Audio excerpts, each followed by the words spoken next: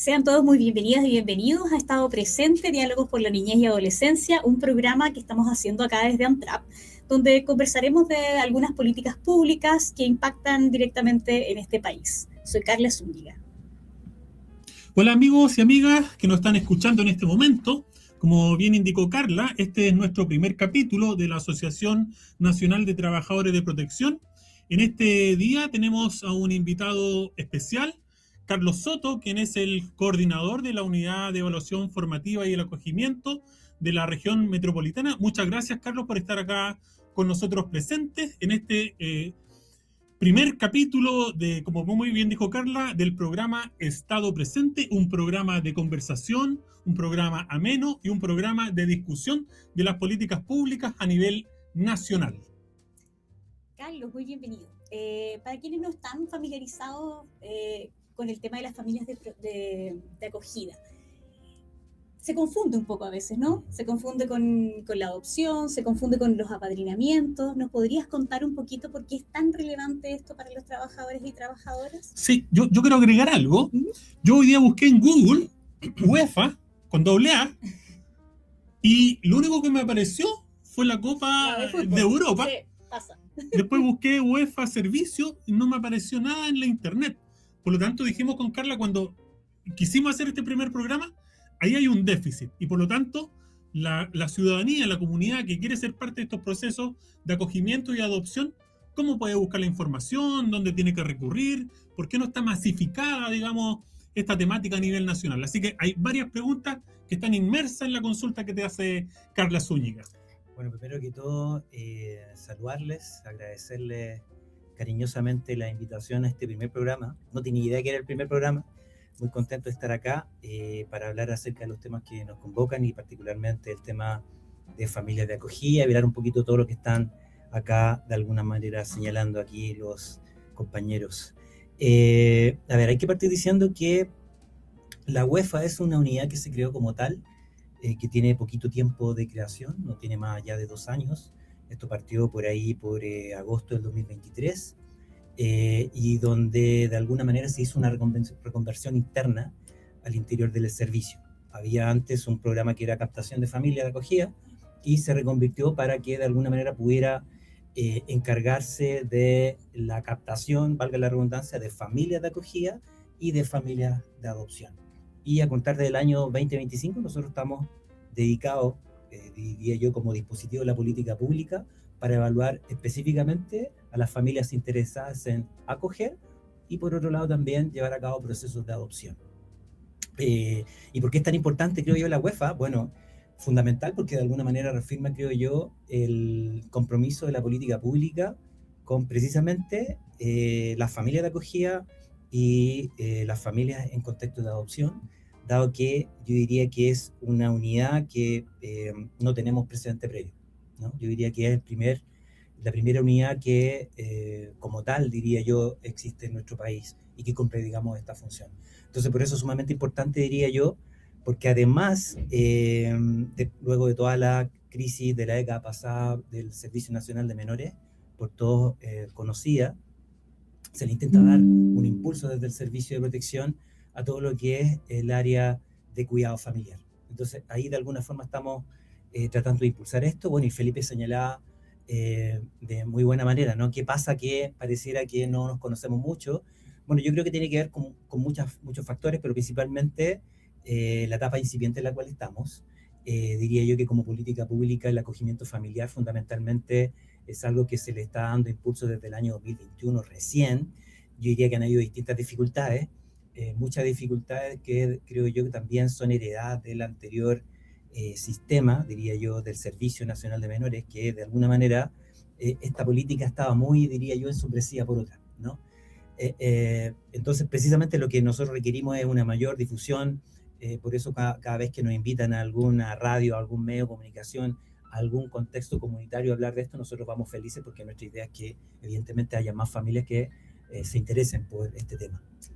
Carlos, y está Comodo, se habla también, no sé si será real, ahí tú lo desmitificas, el tema de que van a tomar ciertas características de modelos argentinos, nos había llegado como este precedente, y también por otro lado, cómo ha sido esto en la praxis, esta modificación, este andar, desde la minucia, desde lo más pequeñito, porque ya nos diste una explicación general, como a grandes rasgos, pero más desde la minucia, cómo ha sido esta experiencia, esta implementación o esta caminar constante. Diría yo que ha sido entretenida, ha sido maravillosa desde mi punto de vista, pero también no exenta de problemas, porque el tema, el fenómeno del cual estamos hablando, yo diría que en Chile está muy en pañales, ¿no? Entonces, todos los intentos que nosotros realicemos por posicionar un sistema proteccional de cuidado alternativo que se base fundamentalmente en familias, nos va a requerir tiempo, ¿no? Es decir, la desinternación de niños y niñas en residencias, que como ustedes bien saben, en el rango etario de 0 a 3 años ha subido a niveles, digamos, de emergencia, ¿no? Yo diría que, y esto que se ve un crecimiento, diría, sostenido desde la pandemia, más o menos ahí uno puede fijar este contexto de crisis, va a ser difícil, diría yo, va a ser complejo poder posicionar un sistema de estas características. De hecho, la experiencia internacional nos señala de que tardamos años, incluso décadas, en poder, digamos, invertir un poco esta balanza, ¿no? Es decir, que la mayor cantidad de niños y niñas estén en cuidado familiar más que en residencias de protección. Los países que de alguna manera han optado por este camino, como lo decía anteriormente, se han demorado décadas. Y Chile está partiendo en esto. Y yo diría que ahí hemos tenido algunas dificultades que son propias también de la cultura nacional de cuidado, ¿no? Porque muchas veces se quiere entender que la política pública está arraigada en un dispositivo, es decir, los FAE. Y acá también muchas veces se ha hablado de la cultura del acogimiento, por ejemplo, ¿no? Que está de alguna forma asociado. Pero acá la cultura de acogimiento, diría yo, está muy relacionada, ¿no? Culturalmente diría yo, con el shock, con el impacto que te produce ver de cuando en cuando, en medio de connotación pública, algún evento asociado con niñez que es traumático, que es difícil, que es impactante. Entonces, diría yo que como país nos quedamos muy pegados en ese impacto inicial, pero de ahí pasar a la acción es lo que nos cuesta. Y un poco lo que nosotros estamos tratando como unidad es que las familias pasen a la acción, ¿no? De manera respetuosa, de manera cariñosa, de manera optimista también. Y por otro lado, creo también es difícil porque los mecanismos o las vías para ayudar, para promover el comportamiento prosocial en la cultura, en la sociedad, básicamente diría yo, el acogimiento familiar no corre en la primera línea, ¿no? Claro. Porque de alguna manera requiere de las personas un compromiso 24/7, ¿no? A diferencia quizás de otros mecanismos por los cuales uno puede, digamos, qué sé yo, aportar económicamente o con una parte de tu tiempo. Acá no. De alguna manera lo que se exige también es tiempo completo.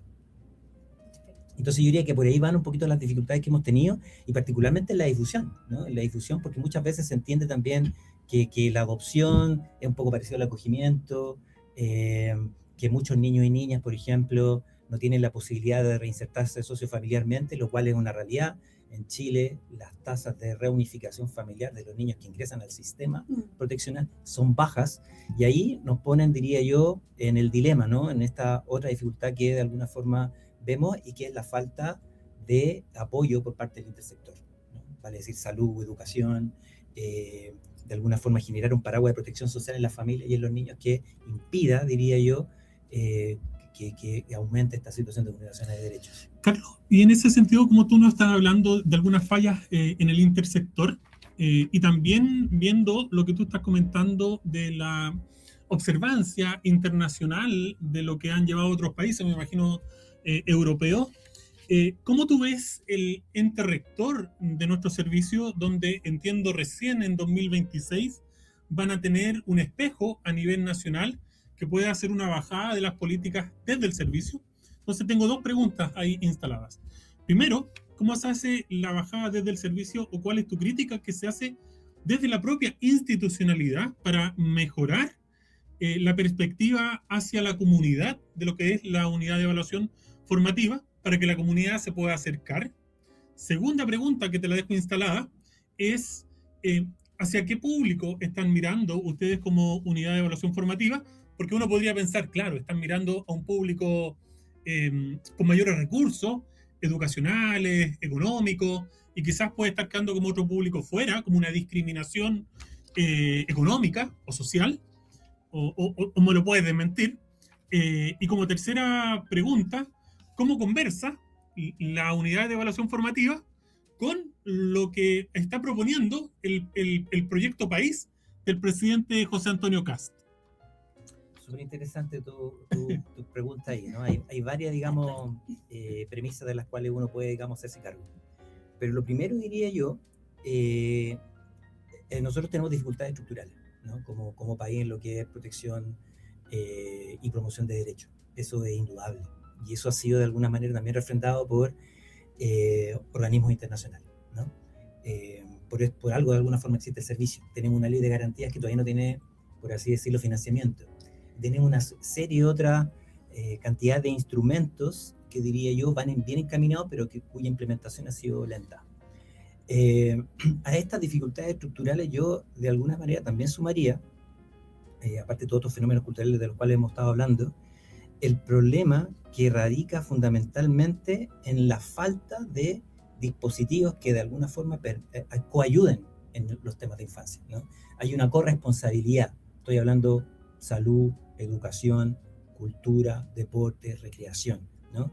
De alguna manera cuando uno, y esto nosotros lo hemos escuchado con los equipos que trabajamos, ¿no? Con los equipos que llevan a cabo las intervenciones, prácticamente se entiende que toda la labor de inserción social o de recuperabilidad tanto del niño, niña y su familia pasa por un proyecto, ¿no? Y hay poca conciencia, diría yo, o poca preferencia por parte del intersector. Esto va más allá de las voluntades. Nosotros hemos hablado con salud, hemos hablado con educación, está la mejor disposición ahí para de alguna manera generar un cuidado preferente o una atención preferente. Pero los problemas son más de otra índole, son a nivel de recursos, son a nivel de visibilidad. Por ejemplo, hoy día podemos decir que hay alrededor de 14.000 niños y niñas que están en situación de cuidado alternativo, vale decir residencias y familias de acogida. Y esos 14.000, 15.000 niños no están visibilizados por el sistema. Es decir, si yo llego a salud, no tienen ni idea que ese niño pertenece a una familia de acogida, por ejemplo, ¿no? Entonces, yo diría que ese es un elemento que ha sido inconmensurablemente lento, ¿no? Que nos ha costado, digamos, invertir. Y lo otro, diría yo, también tiene que ver con los dispositivos que de alguna manera, o con los esfuerzos que se han hecho para el reclutamiento de las familias. Un poco tú lo estabas diciendo, ¿no? Nosotros estamos apuntando a familias distintas, a familias diferentes. Lo que notamos, o lo que yo advierto personalmente, es que hay mucho prejuicio, mucha desconfianza con la institucionalidad, con las instituciones del Estado. Y eso nosotros lo hemos escuchado a partir de las familias que muchas veces llegan y que basados muchas veces en prejuicios, creen que no pueden postular, por ejemplo, la adopción, ¿no? O, por ejemplo, no pueden postular al acogimiento, que se está pidiendo una familia prototípica, una familia conformada por un matrimonio, con recursos económicos, y un poco lo que nosotros tratamos de desmentir un poquito eso en la práctica, es que acá nosotros buscamos familias con, en primer lugar, que tengan ganas de cuidar a un cabro chico, ¿no? Así, que les gusten los niños, que de alguna manera quieran apoyar desde este concepto de corresponsabilidad. Y el camino, y de ahí la importancia de la UEFA con un paradigma anterior, es que nosotros y nosotras en la unidad nos preocupamos bastante de la formación, ¿no? Es decir, de la zona de desarrollo próximo de una familia para ser idónea para la adopción o para el acogimiento. No estamos haciendo descartes a priori como a lo mejor se hacía en el anterior sistema. Estamos tratando de que las familias puedan acercarse acá, tener un trato respetuoso, un trato preferente, y también una alianza entre ellas y nosotros que nos permita alcanzar el propósito. Antes no, pues antes podríamos decir que funcionábamos más de la lógica del descarte, pero ahora no. Ahora nosotros estamos viendo las capacidades y potencial de cuidado, diría yo, en todas las familias, ¿no? Y bueno, prueba de ello, diría yo, que en el último tiempo ha cambiado bastante el perfil de las familias que están postulando hoy por hoy. Pese a que quizá desde el acogimiento familiar no tenemos una ley que de alguna manera promueva, ¿no?, el acogimiento a ese nivel, pero creo yo que lo estamos alcanzando. Ahora, nosotros somos un dispositivo pequeño, la UEFA también, ¿no? Evidentemente no nos da quizás para cubrir todo el territorio, y es ahí donde nosotros necesitamos de la alianza con los privados, de la alianza con los organismos públicos que de alguna manera se pongan la camiseta del acogimiento y de la protección especializada. Vamos a dejar la última pregunta que le hice a Carlos para el segundo bloque. No sin antes, tenemos que promocionar este maravilloso libro que se llama El Estratega, de nuestro compañero de la residencia Alameda de Talca, Gustavo Palavecino. Y dice una frase maravillosa: el Maule es la nada, pero lo puede ser todo. Así que, compañeras, compañeros de los distintos servicios públicos, de los distintos ministerios, subsecretarías que están adscritos a la ANEF, los invito a leer este libro que es de cuentos, escrito por Gustavo Palavecino. Si es que quieren alguna suscripción, es de la editorial Inubicalistas, recién lanzado este viernes en Talca. Son cuentos del Talca del hoy, del ayer, así que están invitados a leerlo. Al final se lo vamos a entregar a nuestro amigo Carlos Soto, pero están invitados desde ya a adquirir este libro a un muy buen precio, y son unos cuentos desde el alma, desde el corazón de Gustavo.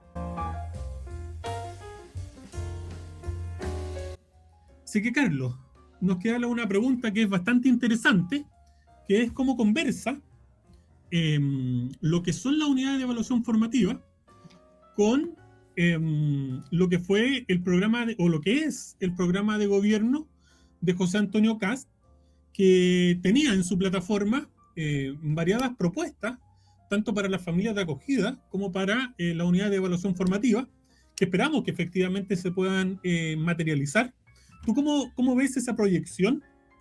Entendiendo que hay más de 5.000 niños, niñas, adolescentes que están en sistemas residenciales, que hay un número no menor, más de 190 lactantes institucionalizados, que está fuera, digamos, de la norma legal, y que por lo tanto hay un desafío como sociedad, y lo hablo como sociedad, para poder transitar desde el sistema residencial al sistema de acogimiento a través de todos estos organismos. Y lo digo muy especialmente porque este programa llega a mucha gente y va a llegar a mucha gente. Mucha gente puede estar interesada en cómo tiene que inscribirse para hacer familias de acogida, o ver la posibilidad también de generar sus procesos de adopción, no solo en Santiago, donde tú, digamos, estás representando, sino a través de todo Chile. Voy a partir por eso último. Bueno, lo primero es la página web del servicio, www.servicioprotección.cl. Ahí están los links de acogimiento y adopción. Uno los pincha y se va a descargar un formulario simple de datos a llenar. A nosotros nos va a llegar el check de esa inscripción, y posteriormente les vamos a invitar a una de las reuniones informativas para conocer de acogimiento o adopción según sea el caso, ¿no? Se me quedaba un argumento en el tintero a partir de la anterior pregunta, y yo creo que una de las dificultades que nos ha impedido quizás ver la complejidad del fenómeno de estos temas que estamos conversando es la urgencia. Hay un fenómeno global de déficit de familias, y que esto parte en buena medida posterior a la pandemia. La baja de familias en contexto de adopción y acogimiento es un fenómeno mundial del cual Chile no está exento, ¿no? Y por otro lado, yo creo que una de las dificultades para pensar el problema tiene que ver con que estamos en esta emergencia versus la necesidad de pensar el problema quizá a mediano más plazo, ¿no? Eso por una parte. Y se me queda la última pregunta que me había hecho. En relación a las políticas públicas, ¿cómo conversa, digamos, la propuesta de política pública a través de la mirada que tiene el gobierno de José Antonio Kast en sus propuestas de gobierno, con lo que tenemos como en miras hacia adelante? Sabemos que la primera dama era una de las impulsoras de la desinternación, y también cómo conversan estos 5.000 niños que están en los sistemas residenciales, los casi 200 niños lactantes que están en los sistemas residenciales también fuera de la norma legal, para la desinternación, como el gran trabajo que ustedes tienen. Al menos lo que uno advierte es que no hay como contradicción a partir de lo que es la línea conductora que se seguía, digamos, anteriormente. Y no estoy hablando solamente del anterior gobierno, sino que estoy hablando de cuando esto germina, ¿no? Por ahí por el 2018.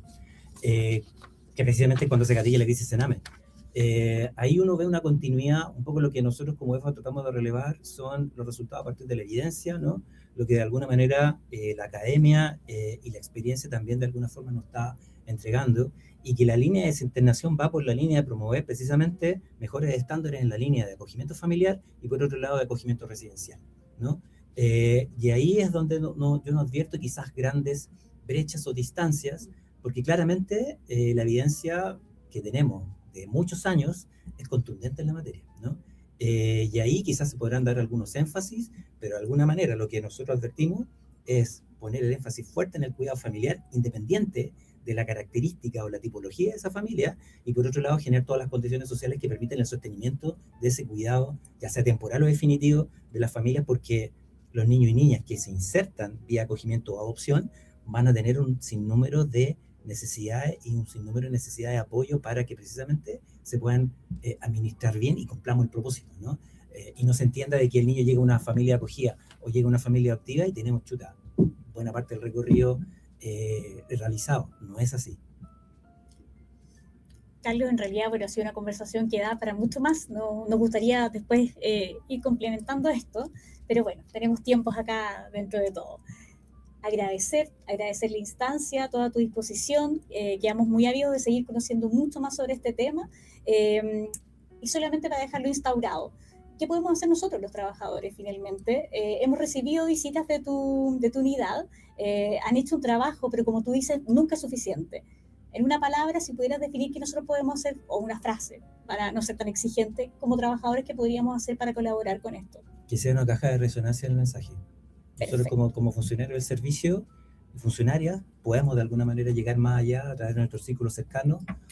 Mirando a la cámara, Carlos, porque, como les digo, esto va por las plataformas de YouTube, de Spotify, a través del agitador y de la propia página de la NEP. Así que la cámara es tuya, tú haces el cierre de este programa, nos volvemos a ver en 30 días más con otro invitado de excelencia. No se los vamos a decir todavía porque es una sorpresa, pero les podemos advertir que es un escritor o que ha escrito varios libros, pero lo vamos a mantener en el anonimato todavía. Así que, Carlos, mirando a la cámara, la pregunta que te hace Carla, y quizás extrapolan no solo a los funcionarios públicos, sino a las personas que nos pueden estar escuchando en las distintas plataformas que te hemos comunicado, para que se puedan acercar libremente al servicio o a través de la página de internet. La cámara es tuya. Buenísimo. Bueno, primero que todo agradecer la invitación nuevamente, hacer un llamado sentido a todos quienes nos pueden estar escuchando y viendo, a que por favor nos ayuden a transmitir este mensaje. Necesitamos personas, familias, independientemente su credo, independientemente el tipo de familia, comunidades religiosas, no religiosas, que se interesen en estos temas, que por favor nos ayuden a llegar con nuestro mensaje a más gente. Si alguien está interesado en llevar a cabo un acogimiento, y repito, www.servicioprotección.cl, ahí van a estar toda la información que necesitan para poder tomar contacto con nosotros y nosotras, ¿no? De alguna manera, lo que buscamos es eso, que es que el acogimiento y la adopción sean una caja de resonancia que permita la vida en familiar de muchos niños y niñas. Así que esperamos eso y sentidamente les agradezco la atención. No, muchas gracias a ti, Carlos. Carlos, para ti. Con esto nos despedimos. Nos vemos en 30 días más. Estado presente. Diálogos para la niñez. Muchas gracias.